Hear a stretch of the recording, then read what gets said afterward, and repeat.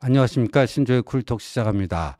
국민의힘 원내대표 선거가 오늘 오후에 치러집니다. 원래 3선 의원 2파전으로 진행이 되다가요.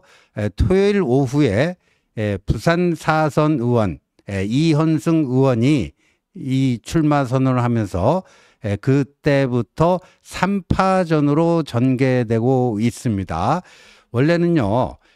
TK 3선의 송원석, 범친윤으로 분류가 되죠. 그 다음에 수도권, 경기도, 동두천, 양주 그쪽입니다. 이 김성원 3선 의원, 이 양자 대결이 될 거라고 생각을 했는데요. 그 관련 기사 한번 좀 보죠. 3파전이 됐습니다. 저 사진 나오는 게 이현승 부산 4선 의원입니다. 부산 진구 을이고요. 1963년생이고요. 저분은 국회의원 보좌진 생활을 오래 하다가요. 19대 때 자신의 고향인 부산에서 처음 당선되고 19, 21, 22, 19, 20, 21, 22 이렇게 내리 사선을 했고요. 최근에는 전국위원회 의장을 지낸 굉장히 온화하면서도요. 이렇습니다. 지금 계엄 탄핵 국면에서요.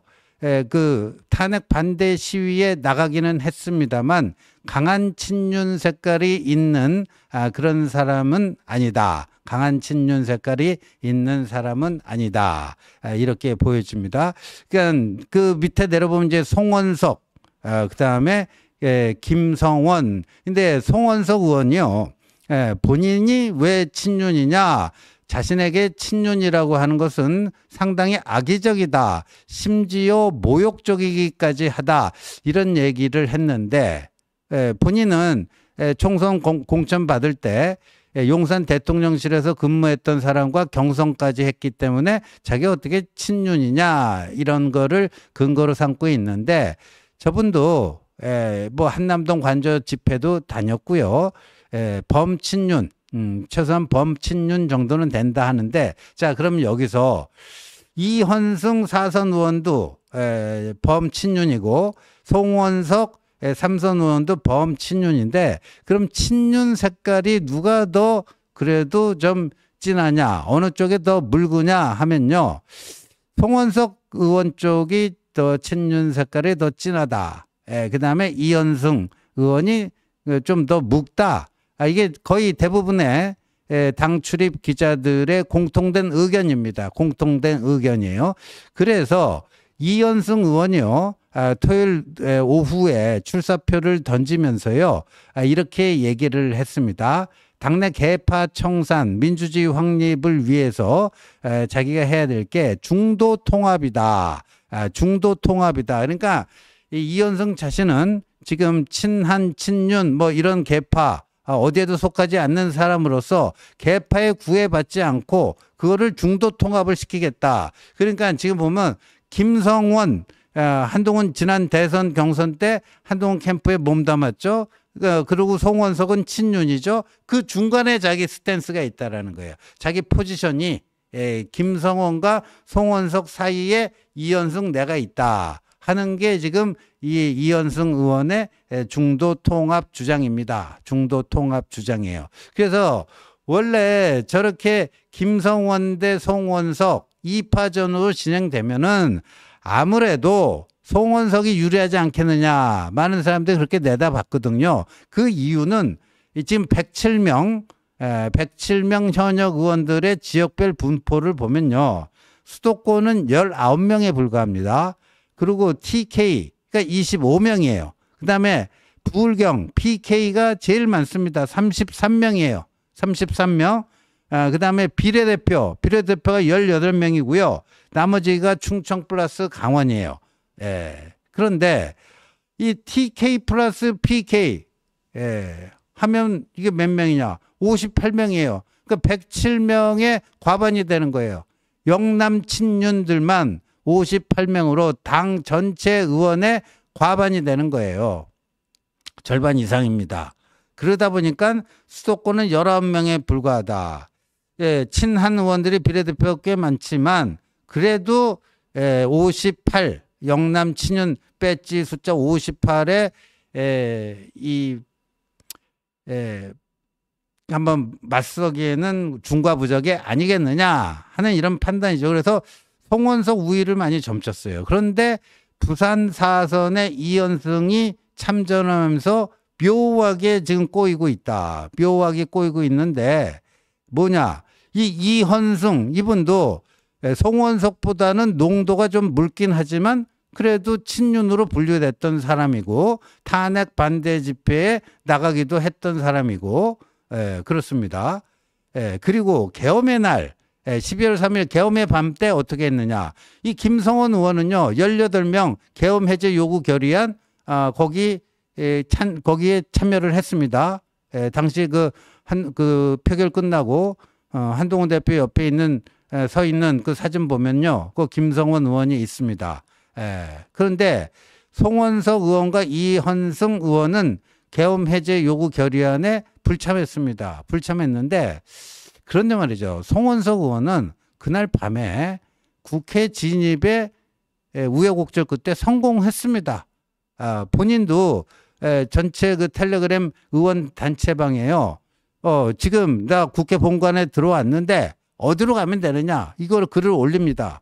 그랬더니 그때 본회의장에 가 있었던 그 의원들은 빨리 본회의장으로 오십시오 하는데 그 당사에 있었던 친윤 의원들은 그걸 또 만류하면서 당사로 와라 그랬는데 국회 본관 진입에는 성공했는데 계엄 해제 요구 결의안에는 표결하지 않았다. 그 당시에 국회 본관에 있으면서 표결에 참여하지 않았던 대표적인 사람이 당시 원내대표 추경호, 그 다음에 원내 수석 부대변인 그 신동욱, 그 다음에 그 원내 지도부 그 추경호 그 팀들 이런 사람들 안 했었죠. 그래서 국회에 있으면서도 거기 표결에 참여하지 않은 사람들이 뭐 8명이다 그런 건데 그 8명 중에 한 명이 송원석이에요. 그러니까 계엄과 탄핵에 대해서 이 이현승 의원에 비해서 훨씬 더 윤 쪽에 더 가깝다. 윤 쪽에 더 가깝다. 이렇게 되는 거죠. 자, 그러면 이제 3파전 판도가 어떻게 될 것인가. 근데 송원석 의원은 자기 TK지만 PK도 우리가 남이가 같은 영남이라도 그쪽 표 좀 받아서 그냥 과반 득표로 쉽게 이길 수 있겠다 생각했을지 모르겠는데 이현승 의원이 나오다 보니까 PK가 TK보다 8개 더 많아요. 배지 숫자가. PK 33, TK 25. 그리고 국회의원이 또 선수는 깡패거든요. 그러니까 4선, 3선도 뭐 훌륭하지만 4선 또 하나 더 많잖아요. 그러니까 아무래도 그런 선수도 중시하는 게 의원들 문화입니다. 그러다 보니까 야 영남표가 지금 갈라지게 됐다. 이현승과 이 송원석으로 갈라지게 됐다. TK보다도 8표 많은 PK는 그래도 이현승 쪽으로 더 붙지 않겠느냐. 그 다음에 요즘에 흐름이 뭐냐. 이제 난 친윤 아니야. 난 친윤 아니야. 뭐 이런 식의 것들이 친윤이었던 사람들이 친윤은 없다는 둥 이제 나는 나대 친윤이라고 부르지 말라는 둥 막 이러고 있는 거 아닙니까? 그러니까 아무래도 흐름은 그 송원석보다는 이현승 쪽에 조금 더 유리할 수가 있고 영남표가 이렇게 갈릴 수가 있다 하는 겁니다. 김성원 의원은 이제 수도권 하고요. 비례대표 뭐 이런 데를 좀 공략하고 그다음에 영남 의원 중에서도요. 뭐 TK의 우재준 의원 같은 경우는 뭐 그렇고요. PK의 뭐 대표적인 게 뭐 조경태 의원도 있고요. 그 PK에는요. 친한계 의원들이 여러 명 있습니다. 조경태 의원도 있고 서범수 의원도 있고요. 정성국 의원도 있고요. 정현욱 의원도 있고요. 뭐 여러 명. 그러니까 이 쇄신파 의원들이 여러 명이 있습니다. 그러니까 영남표를 전혀 못 받는 게 아니다. 그런데 원내대표 선거 룰은요. 그냥 다수 득표자가 거기서 당선되는 게 아니라 과반 득표를 해야지 당선이 확정됩니다. 이 셋이서 하면요. 1차 투표에서 과반 득표자가 안 나올 확률이 상당히 높습니다. 안 나올 확률이 상당히 높아요. 그러면 어떻게 되느냐? 1, 2위, 3위는 떨어지고 1, 2위가 최종 결선에 올라가서 결선 투표를 하게 됩니다. 결선 투표를 하게 되는데 제가 봐서는요. 영남표를 이현승 의원과 송원석 의원이 나눠 먹기 때문에 그 둘 중에 한 명이 결선에 올라가고 그리고 수도권 또 쇄신파의 지지를 받는 김성원 의원. 그러니까 김성원 의원과 이현승, 송원석 중에 표를 더 많이 받는 사람이 올라가서 최종적으로 승부를 겨루지 않겠느냐. 이렇게 보여집니다. 그렇다면은 이게 출마 의사를 피력하지 않던 당일날 오전까지만 하더라도요. 출마 얘기 없었어요. 토요일 오후 5시까지 후보 등록을 받는데 제일 먼저 후보 등록을 한 사람이 김성원 의원이고 두 번째가 송원석 의원인데 그러면 이걸로 끝난다. 그냥 2파전으로 간다 이랬는데 오후 들어서 이현승 의원이 후보 등록을 하면서 3파전으로 구도가 급변을 한 거죠. 그래서 이현승 의원이 뛰어들면서 가장 그 타격을 많이 입은 게 송원석 의원이 아닌가 이렇게 보여집니다. 송원석 의원이 피해를 피해라기보다도 타격을 제일 많이 본 것이죠. 휘청하는 겁니다. 그래서 이 원내대표의 경선은요. 이제 남은 변수가 뭐냐. 이 세 사람이 정견 발표를 하고 의원들과 뭐 질의 토론을 하는 그게 있습니다. 그게 굉장히 중요해요. 거기서도요. 막판 표심이 좀 이렇게 요동칠 수가 있거든요. 거기서 누가 어떻게 이 설득력 있는 의원들에게 수용성 높은 그런 얘기들을 해내느냐. 이것이 최종 승부를 가르는 마지막 변수가 되지 않을까 생각이 됩니다. 시청해 주셔서 감사합니다.